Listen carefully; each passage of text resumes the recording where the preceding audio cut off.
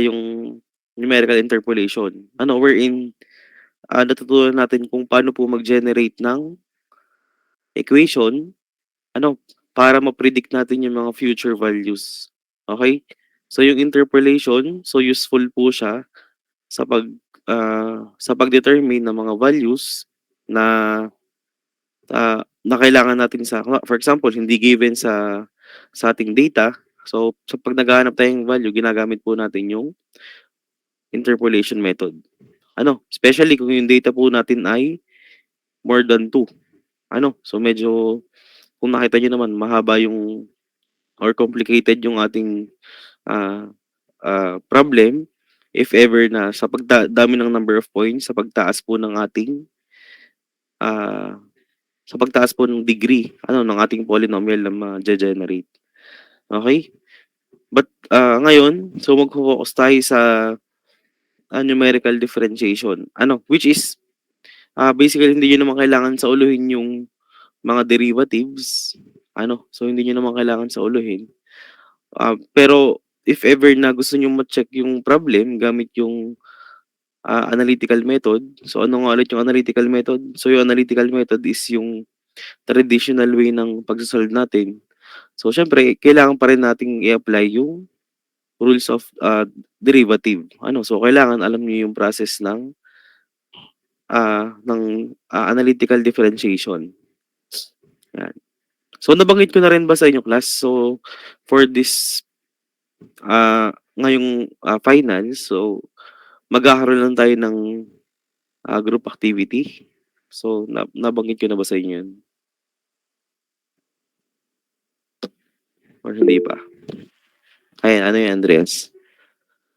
Yun po ba yung sa Excel, sir? Yung sa Excel.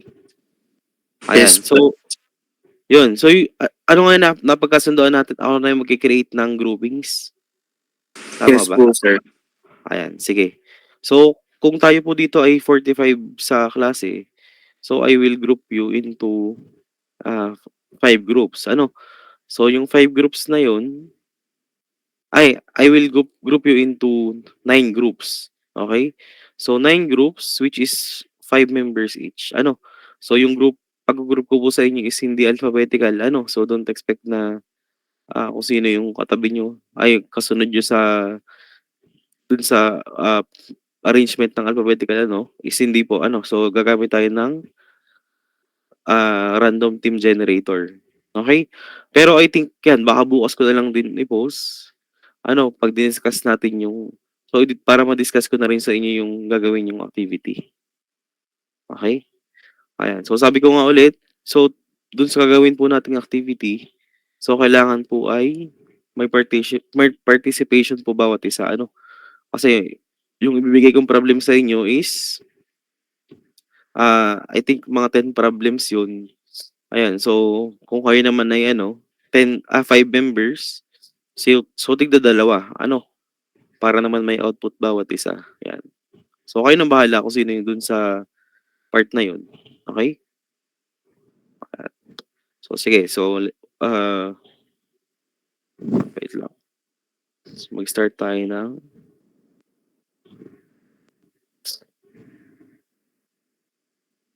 so, wait lang po class, So, bale 'yan para lang mabigyan kayo ng overview. So, actually, yung ating topic na i-di-discuss is the numerical differentiation ngayon. Then, ah, bale isa na lang topic yung natitira sa'tin, yung numerical integration. So, yun lang po yung magiging coverage nung ating final exam. Pero yun nga, yung dun sa mga natitirang weeks natin, so tayo po ay 'yan, more on 'yan na ang gagawin natin is yung, application na lang po. Pero siyempre hindi naman natin isasama yung application sa exam. Kasi mahirap naman na mag-exam kayo, hindi niyo naman sa ulo yung mga codes or sa Excel. So, kailangan may kaharap din talagang computer pero which is mahirap i-set up yung gano'n kaya kung ano yung magiging coverage lang natin ng na sino-solve natin, so yun lang po yung ating kasama sa exam, So, bale dalawang topic na lang.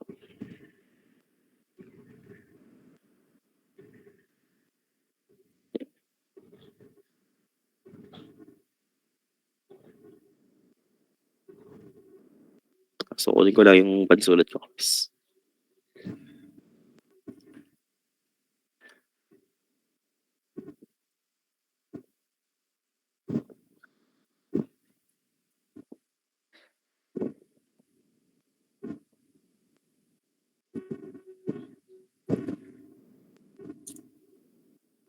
Ayun nga, so wala na po tayong problem set this finals ano, yung activity na lang. So, hindi niyo na kailangan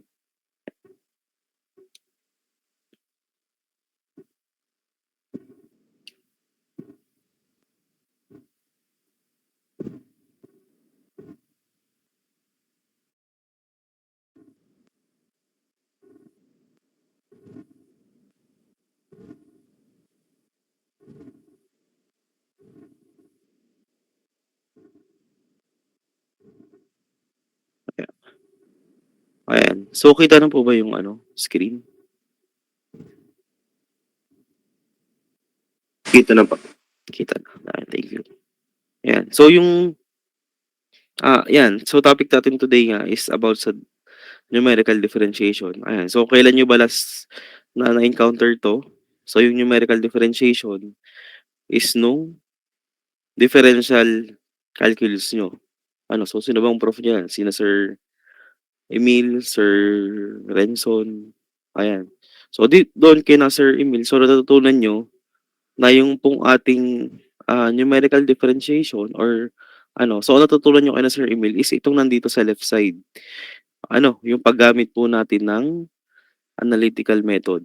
Ano, so 'di ba, ay gumamit na-encounter nyo yung product rule ng derivatives, quotient, power rule, at saka especially itong chain rule. Okay? So, gumagamit din po tayo. Yan. So, itong apat na to, ginagamit to class para makuha yung exact solution ng same problem. Okay. So, bakit po natin inaaral tong ano, numerical differentiation? Ano? So, inaaral po natin to kasi paano po pag nagkaroon tayo ng nag-come up tayo sa ano, mahirap na derivatives, ano? So, hindi nyo po alam kung paano po siya i-solve or hindi nyo makuha yung derivative ng function na yun. So, masa-stuck na kayo. Ano?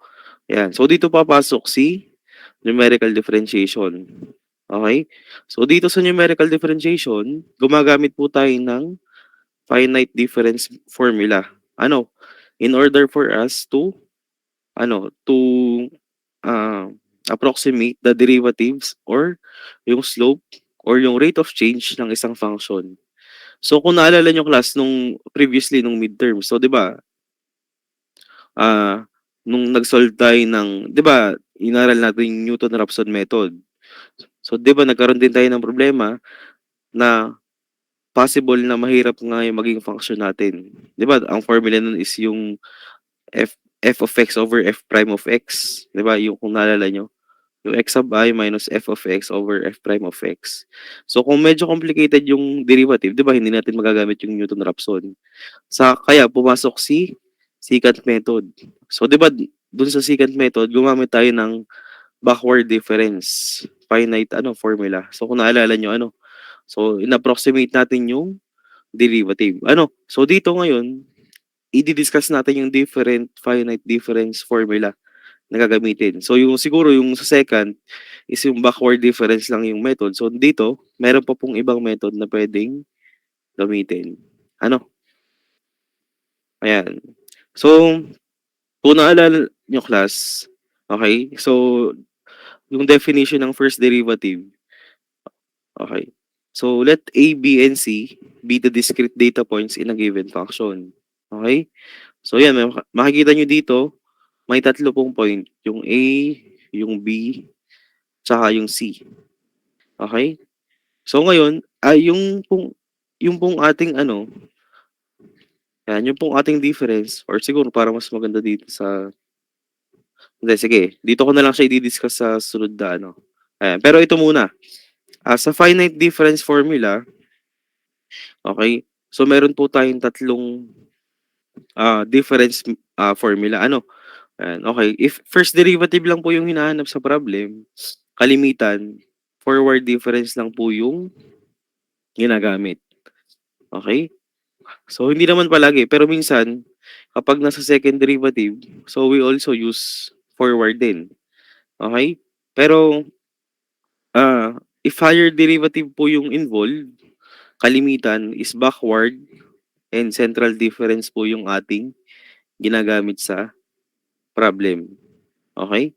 So, 'yan para lang magkaroon tayo ng heads up po for, for this method, so karamihan dito is sasauluhin niyo lang po yung formula. Ano, hindi niyo kailangan i-derive, okey?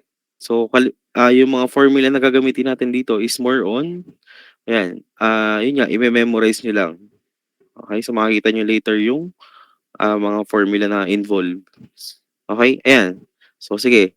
So, i-discuss ko lang dito class, ito yung kanina mas malinaw kasi yung description 'to dun sa, ah, problem, okey? So, paano ba tayo nagfo-forward and backward difference, okey? So, take note na tayo po ay, para makapag-create tayo or magamit natin yung mga forward and backward difference, so nagse-select tayo ng ano, so for example, 'di ba may given tayo sa, may given po tayo na x sub I, okey? So, yan. So, let's say may given tayo na so itong part na 'to. So, yung x sub I, ngayon, so 'di ba 'pag kinuha natin 'tong part na 'to, so 'pag sinubstitute natin yung x sub I dun sa function natin, magkakaroon tayo ng f of x, okey? So, from this point, ano, so may point, meron tayong, point B dito and then tayo po ay kumuha din ng two other points. Ano, so nag nagkaroon po tayo ng H dito or yung pinaka-step natin. 'Di ba 'pag nagke-create tayo ng nagke-create tayo ng graph, yung interval sa baba ay equal. Ano, so yung H po yung interval natin, so nagkakaroon tayo ng x sub I plus 1, yung isang pa-forward at another na pabalik na x sub I minus 1, 'di ba? So ngayon, 'pag kinuha natin 'yan, nag-select tayo ng dalawang point, isang pauna, isang pabalik. So 'pag sinubstitute natin dun sa sa ating formula ng f of x, so yung f of x natin, yung pong kulay blue na line. Ano, so nagkaroon tayo ng point C dito. Ano, and ito po yung ating f of x sub I plus 1. So dito naman sa baba, nagkaroon tayo ng f of x sub I minus 1. Ano, so yan, ito may given tayong function. So let's say yung f of x natin ay x squared plus 1. Okay? So yan. So saan po galing yung f of x? So yan po yung sinubstitute lang po natin yung value ng ating mga x sub I. Ano, yung mga napili nating points na may equal na step or difference. Okay? Once na magkaroon tayo ng dalawang points, so pwede natin i-plot na yung f of x sa function. Okay, yun yung kulay blue na makikita nyo dito sa graph. Ngayon, kung naalala niyo yung definition ng exact derivative, 'di ba ang exact derivative po natin ay yung kulay orange. So 'di ba ang exact derivative is yung tangent line dito po sa f of x natin na function. So yung makikita nyo na kulay orange po is ito po yung ating tangent line. So ano yung tangent line? So ito po ay perpendicular dito sa ating point tapos yung ating point of yung pinaka, ah isang beses lang po siya tumama dito sa f of x. Ano, so itong orange na 'to, for example, ano yung derivative ng x squared plus 1? 'Di ba ang f prime of x natin ay equal sa 2x. Okay, so ano ba yung f prime of x equals 2x? So yung line na 2x or y equals 2x, ito po yung nire-represent nung ating orange line na 'yan. Okay. So yun yung natutunan niyo nung, DiffCal. Pero ngayon nga, since tayo po ay nag-a-approximate, Yan. So, nag-select tayo ng dalawang point. Okay? So from B to point C, so anong nangyari sa point natin? So, 'di ba, nag-push forward, tama ba? So, nag-push forward. Ngayon, ano ba yung definition ng ng derivative? 'Di ba siya ay yung slope ng ating line. Okay? So, paano natin kukunin yung slope ng B at C? Okay? So, ano ba yung coordinates ng C? So, ang coordinates ng C ay x sub I plus 1 ay, sorry. So, ang coordinate ng C ay x sub I plus 1. Tapos, yung kanyang y value is f of x sub I plus 1. 'Di ba? So, ito yung coordinate ng x and y niya. So, ano naman yung coordinate ng B? Yung coordinate ng B ay x sub I, f of x sub I. So, 'di ba yun yung ano? So, paano kunin yung slope niyan? So, yung slope ng B and C. So, paano nga kinukuha yan? So, 'di ba yan ay y sub 2 minus y sub 1 over x sub 2 minus x sub 1. Or yan ay equal to sa delta y over delta x. Okay? So, ano yung y sub 2 natin? Ang y sub 2 natin, itong part na to, so yan ay f of x sub I plus 1. Ano yung ating y sub 1? So, di ba, itong f of x sub I. Ayan, f of x sub I.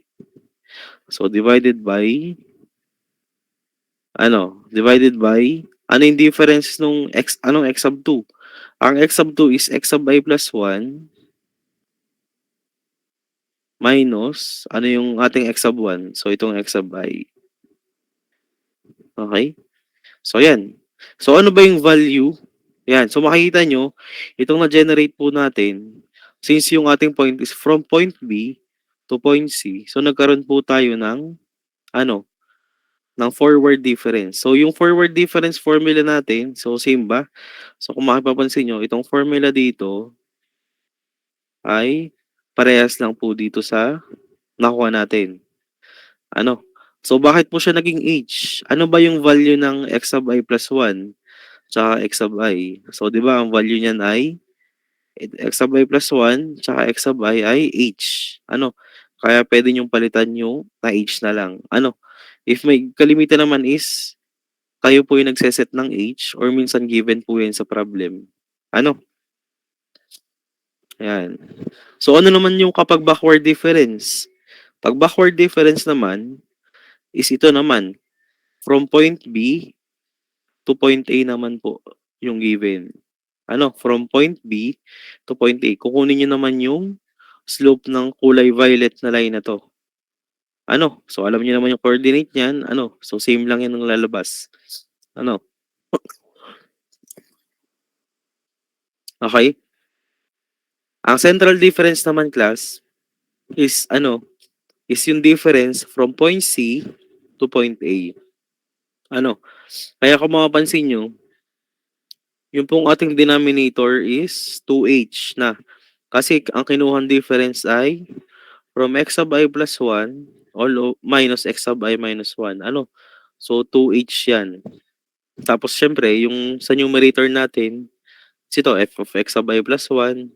Ano ba yung y coordinate nito? So, di ba, itong f of x sub I minus 1. Ano? Ayan. Kaya kung medyo nalimutan niyo yung formula, so pwede niyo namang i-drawing ulit ng ganito. Ano? Pero much better kung sa ulo niyo na. Ayan. So, ito po yung tatlong basic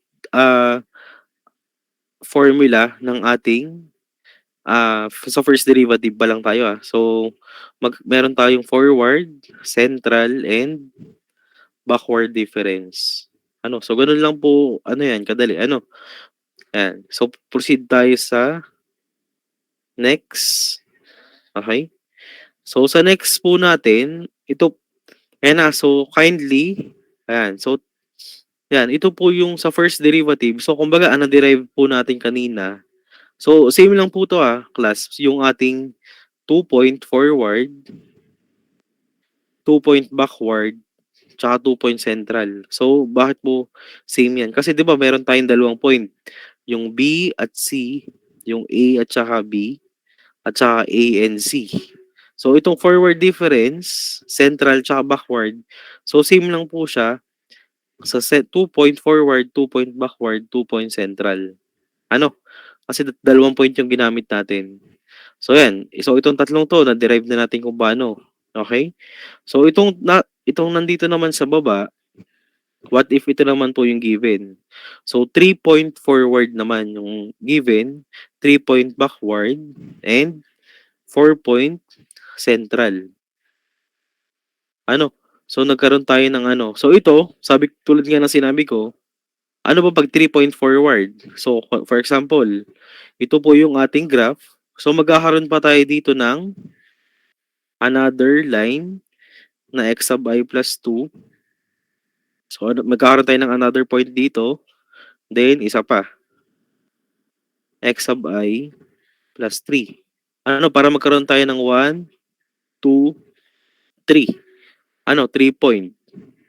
So, ganun yung ano. So, ngayon, yung kung paano po na-derive yung formulang to, so gumamit po yan ng ano, Taylor series. Ano, ayan, so medyo mahaba ah, yung pag-derive ng formulang yan. Kaya, yan, much better na sauluhin nyo na lang. Ayan, kung mapapansin nyo, ano yung involved dito? So, meron po tayong x sub I, which is ito yung unang point dito. Then, ano yung sunod? So, meron po tayong x sub I plus 1, tsaka x sub I plus 2. Ano, which is yung ating mga kailangan. Dahil 3 point kayong kailangan natin. Ano, kaya. Ay, sorry. So, hanggang dito lang pala sa x sub I plus 2. Kasi, may unang point na tayo dito, tapos may pangalawa na tayo sa x sub I plus 1. Then, yung pangatlong point is from x sub I plus 2. Okay, so ganun lang yung ano, graphical ah, na representation ng mga formula. Ano? Ayan. Pero, syempre, ayan, kung mapansin nyo, kailangan nyo na saulihin yung mga coefficient. Ito, -1, ito 4, ito yung -3. Okay? Basta sa first derivative, itong 1, 2, 3, 4, itong anim na formula lang. Ano? Pero meron pa tayong second at saka third. Ano? Later. Okay? So, sige. So, proceed tayo sa next. Ano? Yan. Okay? Yan. So, ito, para naman magkaroon kayo ng, yan, ng idea. Yan nga. Kapag tayo po ay nagfo-forward difference, so, di ba, from x sub I, pag 2 point forward, so magkakaroon tayo ng isang x sub I plus 1. Yung parang kanina, in-explain ko din. Pag 3 point naman, so from x sub I, magkakaroon tayo ng x sub I plus 1, tsaka x sub I plus 2. Ano, pag 2 point backward, x sub I to x sub I minus 1. Ano, so anong indication yan? Ibig sabihin yan, for example, ang given po sa ano, ang pinapahanap po sa problem, find the derivative of this or find the value of this ano derivative using 3 point forward difference. Kung ang given lang po is x sub I, so magge-generate kayo ng dalawang point paharap. Ano? Para kasi kailangan natin ng tatlong point na pa-forward. So what if ang kailangan daw gamitin is 3 point backward. So hahanapin yung x sub I minus 1 tsaka x sub I minus 2. Ano? And then syempre, yun nga, kailangan sa ulo nyo yung formula para ma-solve yan. So, hindi naman, kasi itong x sub I plus 1, x sub I, so dito, x sub I minus 1, ito, x sub I minus 2. Diba? So, ganun yung ating, ano. So, same sa central difference, so ganun din. Okay? Ayan. So, let's proceed po sa, ano, example number 1.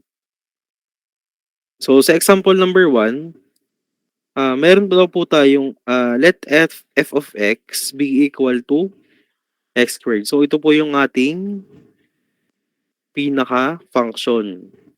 Ano? F of x be equal to x squared. Okay? Sabi dito sa problem, so by using forward, backward, tsaka central difference, tapos may binigay po na data points. So, yung ating x sub 0 is 0.5, yung x sub 1 is 1, x sub 2 is 1.5. So, pinapahanap po yung ating f prime of 1. So, pero kung gagamit tayo ng analytical method dito, 'di ba, lang, basic lang po yung gagawin. Pero sige, so ilista muna natin yung given sa problem. Okay? So, ang given po sa problem is x sub 0 ay 0.5. So, ito po 'yan. Ang x sub 1 ay 1. Ang x sub 2 ay 1.5. Okay? So, paano natin kukunin yung f of x? Ano yung first step? So, isa-substitute natin yung mga given dito sa ating working equation. Okay? So, substitute 0.5, substitute sa x squared. So, yan po ay 0.25. So, ano naman po yung 1. So, dito. So, yan po ay 1 squared. Okay? So, ano naman yung 1.5? So, 1.5, so naka-square is, di ba, 15 squared is 225. So, yan po ay 2.25. Okay? Yan. So, ngayon, kompleto na po yung ating mga given sa problem.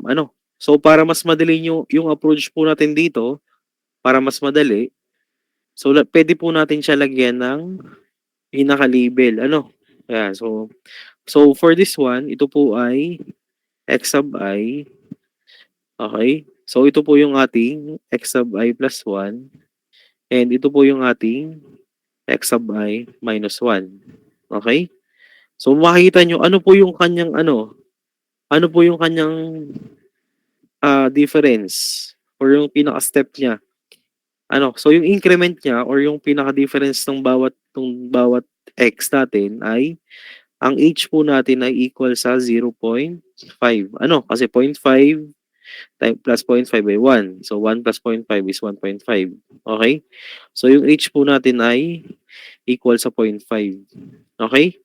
Ngayon, so since tayo naman ay nagdi-discuss pa, ayan, so ipo-provide ko muna yung formula ng ating forward, backward, tsaka central. Pero sa exam, so syempre hindi na po yan provided. Para lang mabilis tayo makapag-solve. Yan. So, unahin na natin class yung forward difference. So sa forward difference, yung f prime of 1, so ang hinahanap is yung x sub I. Yung f prime of 1. So, f prime of 1 equals, so ano pala to? Ano tong 0.25? Di ba yan ay f of x sub I minus 1? Ano yung 1? F of x sub I. Ano tong 1.5?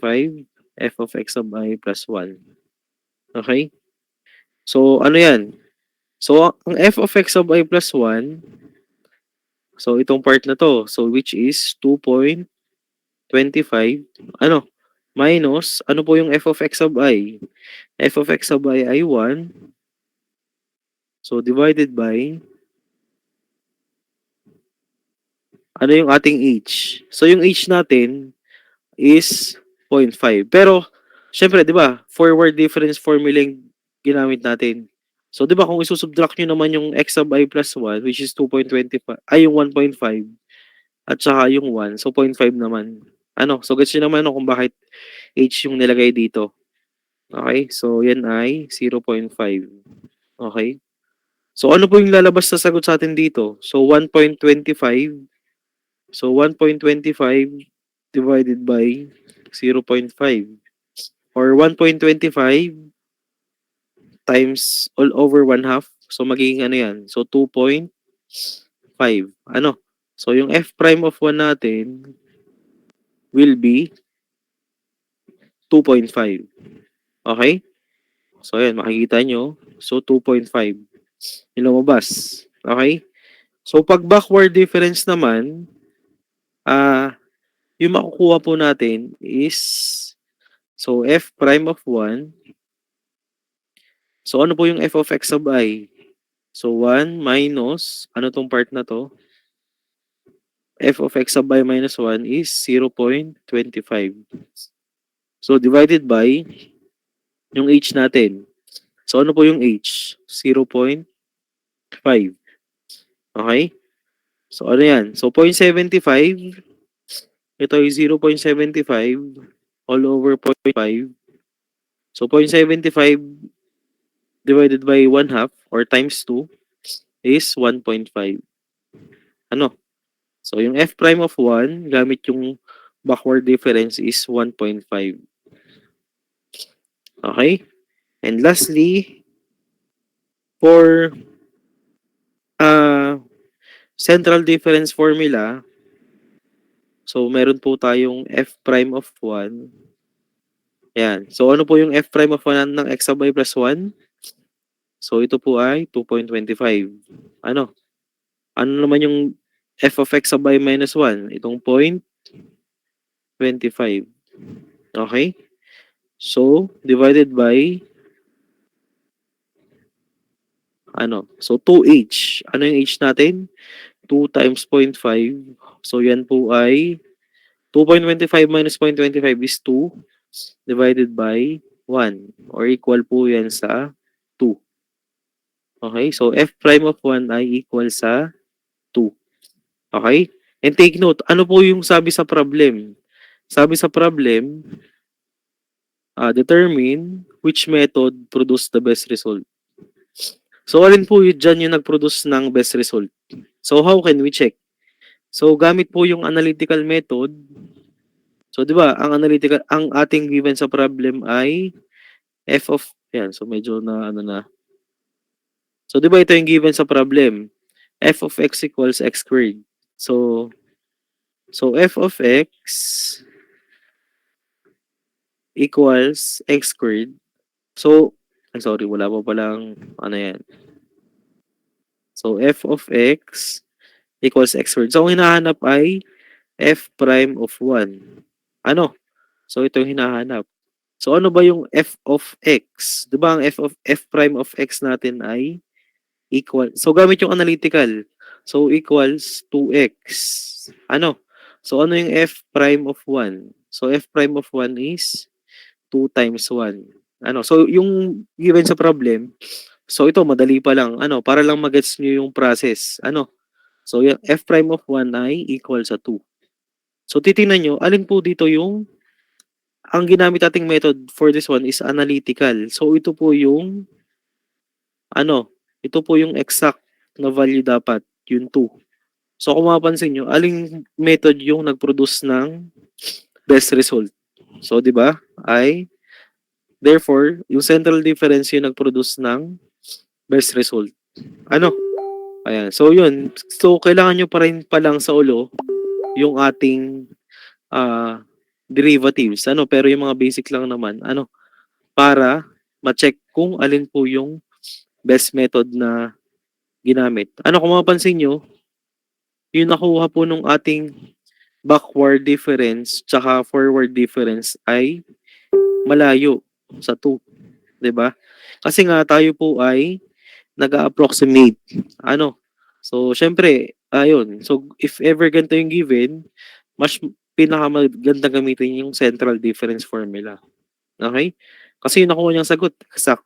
Ano? So, how can we obtain the error? So, para makuha yung percentage of error, so parang ganun pa rin, katulad ng dati, percentage of error,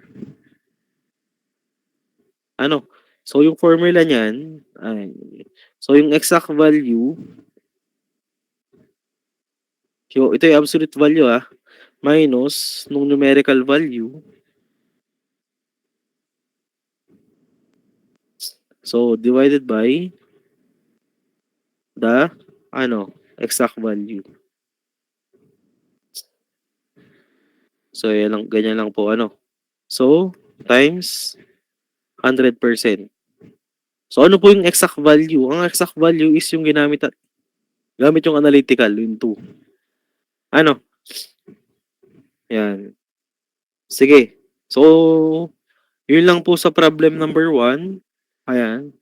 So yan, nakasunod pa po ba class? Yan, baka nakatulog na yung iba. Nandito pa po ba? Ayan.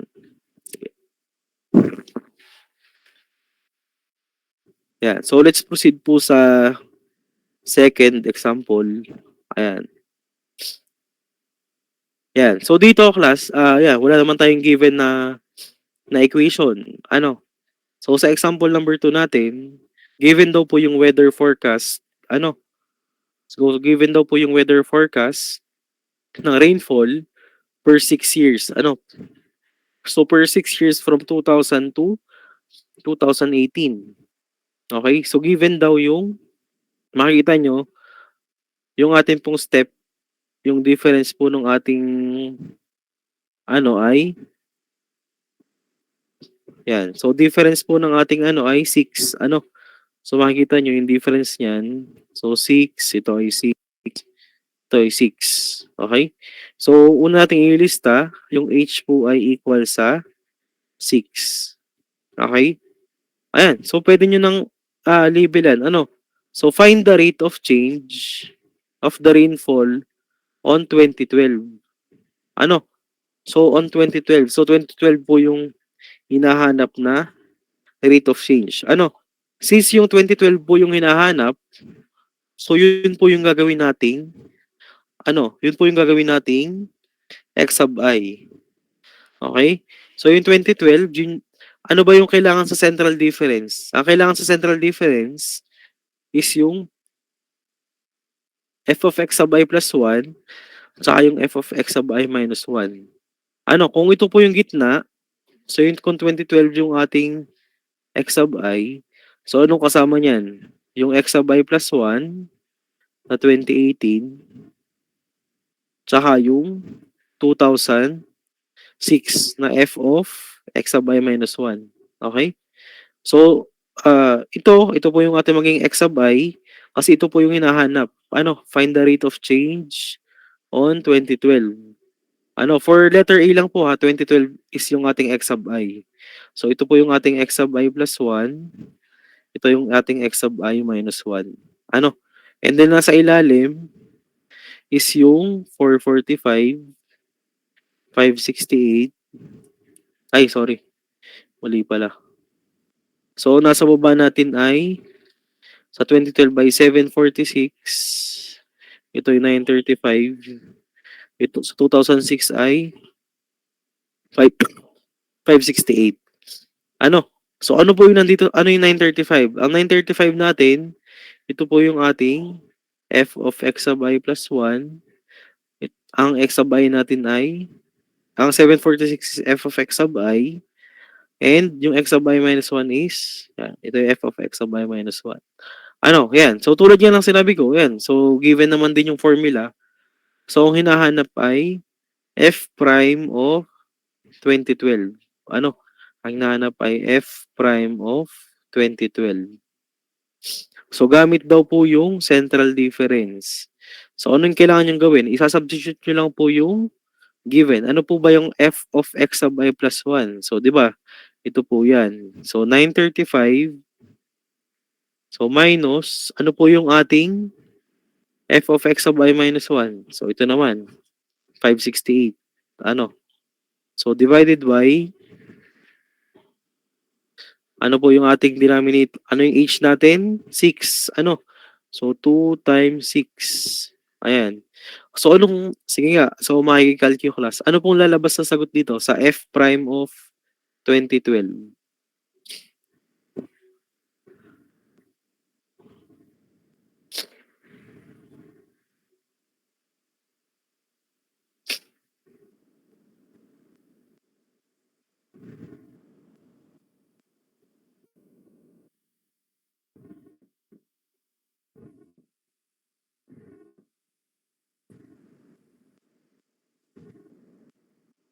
Mayroon na masagot. Sino? Yeah, so 30 point, yan sabi ni Robert. So 30.58333. Ano? Or since tayo naman po ay ano, final answer to. So i-round off na lang po natin into 2 decimal place. So That is 30.58. So, siyempre, ano po yung nakuha natin?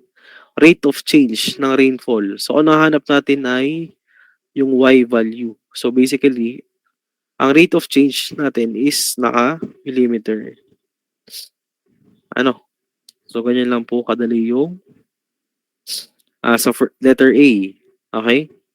Sa letter B naman, find the rate of change naman daw in 2006. So, yung 2006 po yung ating hinahanapan. So, ililista po natin yan. So, 2006 for this one, yung ating exabyte. Pero, ayan, so dapat pala ay nandito sa kaliwa. Kasi 3-point forward difference. So, from 2006, kailangan natin ng dalawa pang point.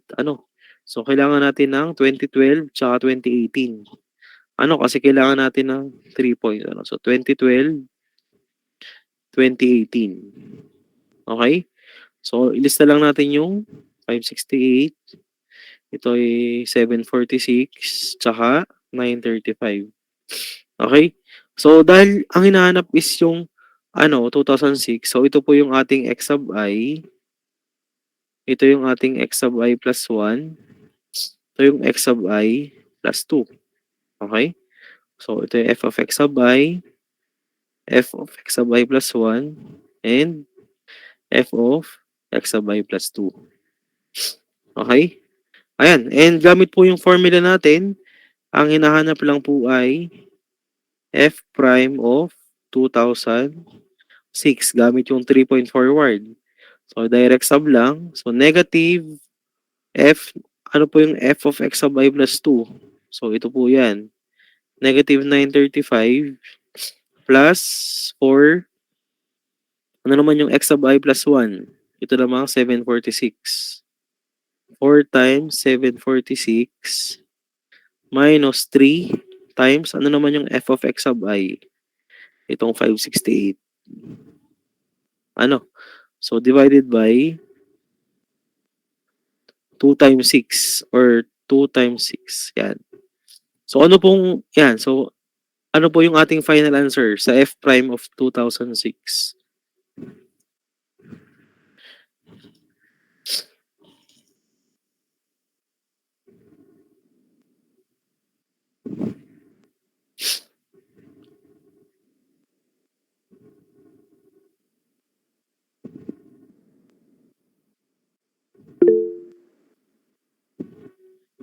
Okay.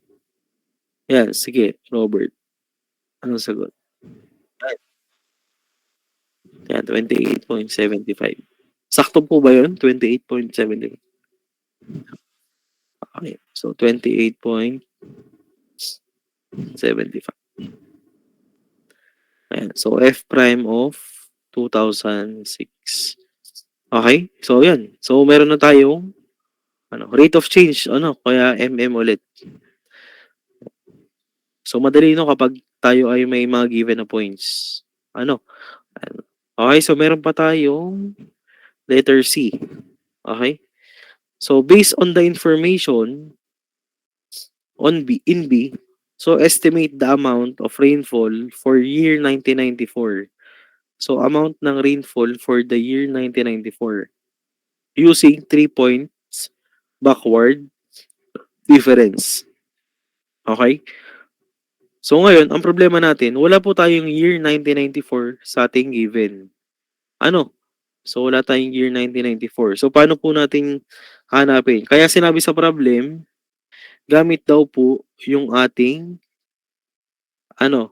gamit daw yung ating data kanina, sa letter B. So, paano natin siya mahahanap? Okay? So, ang hinahanap is yung f of 1994. Okay, so hindi po rate of change. Amount of rainfall po yung hinahanap. So magkaiba po yun. Kung rate of change ng 1994, yan po ay f prime of 1994. Dahil nga derivative na. Pero since amount of rainfall, so ang hinahanap natin is yung F of 1994. Ano, which is 'di ba, puwede na natin gamitin dito yung interpolation or yung extrapolation method. Ano, pero ayan, since tayo nasa numerical differentiation, so, gamit yung data kanina. So, paano natin kukunin yung 1994? Sige, isulat ko siya dito, Ang hinahanap ay F of 1994. So, gamit yung data kanina, so gagamitin nating x sub I ay ano, paano ba siya papasok yung 1994? So, gamit dong 3-point backward difference. Ano, so, para pumasok yung 1994 dun, so meron tayong value ng x sub I. So, gamitin natin yung x sub I ay 2006 kasi ito yung ating x sub I, ito yung x sub I minus 1. Yung kasunod, di ba 2000 minus 6 ay 1994? Ano, so yung x sub I minus 1 is 2000. Then yung x sub I minus 2. So yan, 3-point backward difference. Ang ating value dyan is 2, at sorry. So x sub I minus 2 ay 1994. Di ba, ganyan yan. Eh ngayon, gamit yung 3-point backward difference formula, so bakit natin kailangan gamitin previously yung data sa letter B? Kasi alam na po natin yung f prime of 2006. So 'di ba nakuha na natin yung f prime of 2006. So ano yung value niya previously? So 'di ba 28.75. So gagamitin natin yan dito. Okay? Then ilista po natin ang baling hinahanap sa atin. So ito ay ang x sub I minus 1 ay 2,000. So 445. Ang 2006 ay 566. Baling hinahanap sa atin is itong value dito sa 1994. Ano, kuha nyo ba yung ano? So anong hinahanap? Ang hinahanap ay f of x sub I minus 2. Ito po yung unknown natin. Okay? Eh given po yung ano, f prime of 2006. Kaya ito yung ilalagay natin sa part na to. Okay? So sige, i-direct sum natin. So f prime of 2006. So equal po yan sa 3. Ano po yung f of x sub I? Ito po yung ating f of x sub I. Ito yung f of x sub I minus 1. Ano? So 3 times 568 minus 4. Ano po yung x sub I minus 1? So ito, 445. Ano po yung ating, so ito yung unknown. Ano? F of x sub I minus 2. So, or f of 1994. Ano, yun yung hinahanap natin. Okay? So, bakit ko siya ginawang 1994? Kasi yung x sub I minus 2 natin ay itong 1994. Ano? So, divided by 2 times 6. Okay? Or palitan na natin tong f prime of 2006. Gawin na natin 28.75. Okay? So, from this, ayan. So, isa lang po yung ating unknown. Ano? Yung f of 1994. So, ano po yung ating sagot dyan sa ano? Pwede nyo, from this, pwede nyo na lang po siyang i-shift solve. Ano?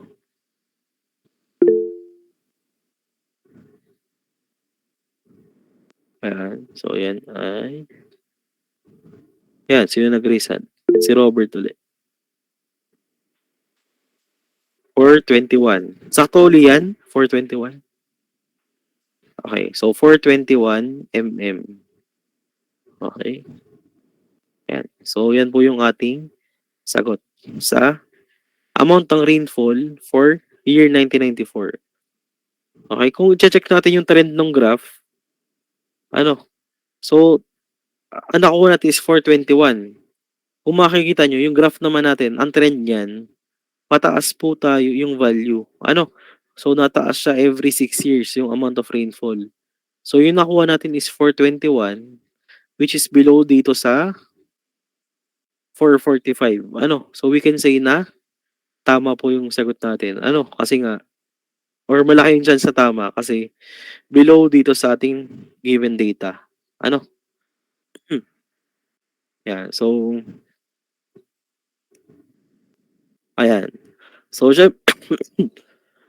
so yung next naman nating formula class is yung formula naman sa second derivative. So, ano kung makikita nyo? So, meron tayong anim ulit. Ano? So, anim ulit yung kailangan yung soluhin na value. So, yung pinakita ko kanina, first derivative, tsaka itong second derivative. Ano? So, kailangan nyo lang din sa ulihin itong part na to. And ito po ay pag third derivative na po. Ano? So, another 6. So, may pattern naman yan. Ano? So, ito, 1, 3, 3, 1. Yan, 1, 3, 3, 1. Ano? So, kailangan nyo, ito, 1, 2, 2, 1. Yan. So, kung mapapansin nyo, halos mga may ibang value dyan na pare-parehas lang. Ano? Yan. So, ulitin ko lang ulit. So, paano po siya na-derive? Gamit po yung Taylor series. Ano? So, kung naalala nyo sa advance, kung natakal nyo yun nung advanced math nyo, ano? Yun po yung kung paano siya dinerive. Yan. So, medyo mahaba lang. Kaya kung mapapansin nyo, yan. Kapag 6-point central, ayan, kapag meron na tayong x sub I plus 3, or ito yung, pag meron tayong x sub I minus 4, ayan, yan na po yung ating gagamitin. Okay? Ayan. So, proceed tayo sa last example. So, calculate the second derivative. Ano? Ang hinahanap po ay second derivative na. So, anong gagamitin natin? Itong part na to, yung kulay orange, second derivative. So, gamit daw yung 3-point central difference. Nasa may 3-point central. So, itong part na to. Ano? Ito po yung ating 3-point central. Okay? So, anong kailangan natin sa 3-point central? Sa 3-point central, kailangan natin ng x sub I plus 1, x sub I, tsaka x sub I minus 1. Okay? So, yun yung kailangan natin. X sub I plus 1, x sub I, tsaka x sub I minus 1. Okay? So, since ang hinahanap po ay x equals 3, so may binigay din na step sa atin, h equals 2. So, ano po yung kailangan natin gawin? So, ang gagawin nating x sub I ay yung 3. Ang x sub I plus 1 ay 3.2. Kasi ang h po natin ay 0.2. Ano? And yung ating x sub I minus 1 ay 2.8. Okay, guess po ba? So, nag-subtract lang tayo tsaka nag-add ng 0.2 kasi yun po yung ating step. Okay? So, ang next step dyan, so, syempre, kailangan po natin kunin yung, ano, kailangan natin kunin yung f of x sub I, f of x sub I plus 1, tsaka f of x sub I minus 1. Ano, so, isa-substitute lang po natin sa ating working equation. Okay?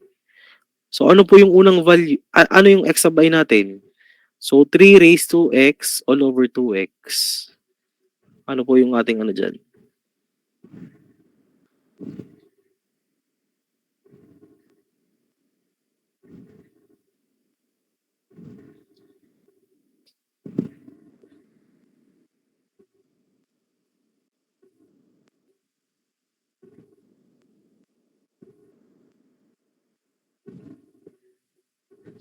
So, isa-substitute nyo lang yung 3.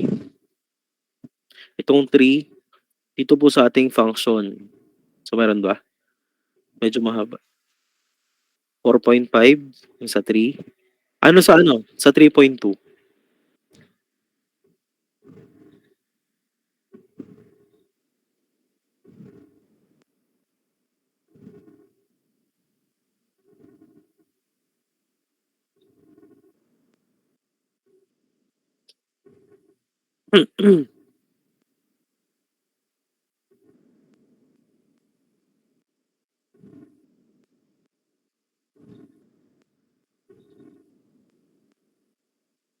3 raised to 3.2 over. Kahit 2 decimal lang. So, pero sa exam, hindi kayo mag-round off So, dito lang sa ano.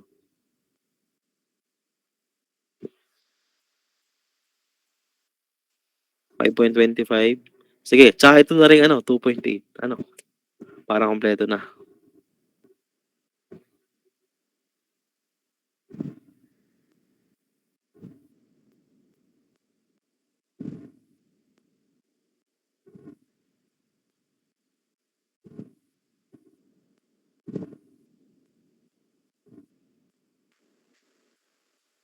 Katulo. Yan, okay. Thank you So 3.87. Okay? So ngayon kumpleto na yung kailangan natin or pinaka-recipe natin sa kasi meron na tayo nito, f of x plus 1, ito yan. May f of x sub i tayo, which is ito, tsaka f x sub I minus 1, which is ito. So anong gagawin natin? Hahanapin natin yung second derivative at x equals 3. Yan? Second derivative at x equals 3. So, f prime of double prime of 3, which is equal sa f of x sub I plus 1. So, 5.25 minus 2. Ano po yung f of x? 4.5. Okay. Plus 3. F of x sub I minus 1 is 3.87. So, divided by h squared. Ano po yung h natin? Ang h natin ay 0.2. So, 0.2 squared. So ano po yung lalabas sa sagot sa atin dito? 3 po. Ano yun? 3? F prime of 3 ay 3. So, sakto po ba 3? Yes po. So, 3. Okay. So, so parang dapat may decimal to eh. Pero sige. Sakto ba 3 talaga? Yeah. 3. Okay. Ayan. Pero since nag-round off naman tayo, pero pag hindi kayo nag-round off, 3 point something. I think yan, ang lalabas. Okay? Ayan. So, anong kalaban natin dito? Ang kalaban lang po natin is yung mga formula. Kasi paano pag 5-point central yung given sa exam or 4-point backward? So, kailangan sa ulo nyo po yung mga yan. So, overall naman, so 18 lang naman yan, na formula na kailangan nyo sa uluhin. Okay? Yan. Yan. So, ayun. So, hanggang dito lang po yung ating discussion. So, kung may involved naman na third derivative, so ito lang po yung mga gagamitin ding formula. Itong part na to, yan. Kapag 4-point backward. So, kalimitan yung mga third derivative, ang gamit dyan is, pinaka-accurate is yung backward and central. Diba? So, pinaka-accurate sa first derivative is yung forward, no? Forward difference. Ayan. Okay? May question ba so far, class? So, nakasunod po ba kayo? Yes. Yan. Okay. Sige. So, yan. Paano dito? Kung wala ng question, so, bukas ko na lang i-upload yung groupings, Tapos, then, discuss natin yung para activity nyo. Para makapag-start na kayo. Kasi, yun nga, tulad ng sabi ko, ngayong pag finals, alam ko marami talagang gagawain dyan sa other subject. Especially dun kung meron kayo mga project study or may mga RM kayo na i-defend, Ayan, kaya para masimulan nyo na agad. Okay? So, sige, yun lang class. And, ayan, so upload ko na lang. Hindi ko pala na-upload yung lesson last week. So, isasabay ko na lang dito. Okay? So, sige, yun lang po. So, pwede na po tayo mag-leave ng class. Okay. Bukas na lang po. Thank you po, sir. Thank you.